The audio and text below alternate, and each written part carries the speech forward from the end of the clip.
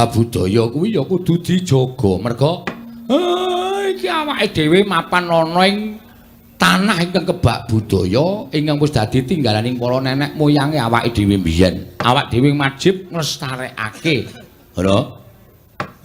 Lah kok saiki padha diya diniya. Gareng wingi wis gelem jadil kok saiki wis ora gelem. Malah nek ana jadilan lunga. Aku ana sing ngandani nek jadilan ki musyrik kok ya, Pak.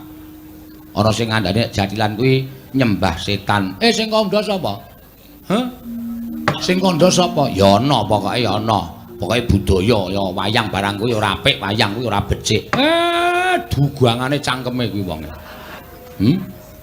Kowe iki ora kok nyembah wayang. Wayang ki dadi tuntunan, tontonan, tatanan lan tantangan. Kowe tak omongi ya, wong ndelok wayang ki nek tenan-tenan le ndelok mesti bakal entuk ngelmu sing apik, ngentuk ngelmu sing becik, entuk tuntunane falsafah Jawa. Ngono.